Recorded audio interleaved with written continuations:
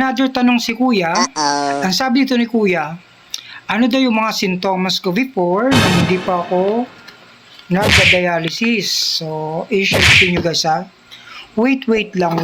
Iayos lang natin.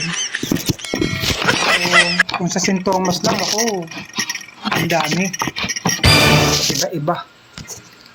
So, andito syempre yung tinatawag nilang mataas yung phosphorus, napakakati ng balat. Makati yung balat, yung tipong bagong ligo ka naman, pero hindi nawawala yung kati ng balat. So, ganun. Tapos, masakit yung ulo, pabalik-balik yung sinat, tapos may muscle cramps, insomnia, hirap sa pagtulog, tapos, ano pa ba? Dumating din sa point na namumulikat ako, ihi ako ng ihi sa gabi, at ito ang pinakamahirap guys, yung ihi ko hindi siya normal, sobrang bula. So sobrang bula ng ihi ko guys, grabe. Wait lang guys ha.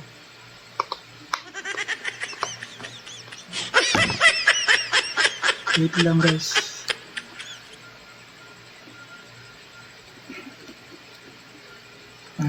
Sobrang bula siya, tapos sobrang sakit ng aking balakang.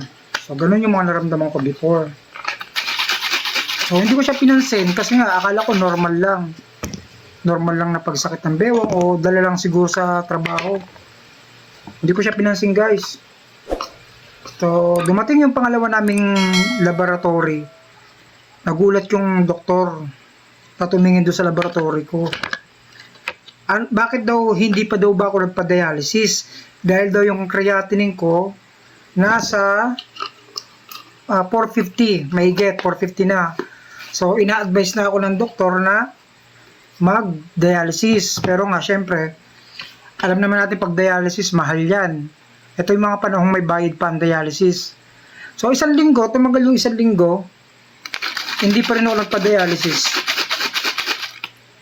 Hanggang sa naramdaman ko bigla, yung parang nanghihina na ako, hirap na akong huminga, nanlalambot, walang lakas, walang gana kumain, kahit mainit yung panahon, nilalamig, tapos sobrang putla ako na guys. So, bumalik ako dun sa hospital, and nakakalungkot isipin, doon na pag-alaman ng creatinine ko, umabot na siya ng 1.5, bataas niya na po. So, ayun, agad-agad, binutasan ako dito, sa leeg. Nang binutasan ako sa leeg, syempre, nabawasan yung lason. 2 hours akong dialysis, emergency dialysis 2 hours. So, yun, medyo umayos yung pakiramdam ko. Nagkaroon ako ng gana kumain, nakatulog ako ng maayos. So, ganun po yung mga possible kapag tumataas ang creatinine. Asahan na po natin yung mga ganung pagbabago. So, ayan na idol, sana nakatulong sa iyo idol at nasagot ko ng maayos. Ang pagkakaroon po ng CKD ay hindi lang bumabase sa mga sintomas na nasabi ko.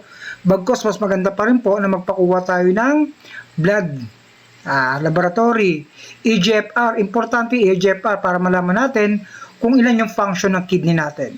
So God bless po mga idol, kapag ganyan na po nararamdaman, magpa-check up po kayo.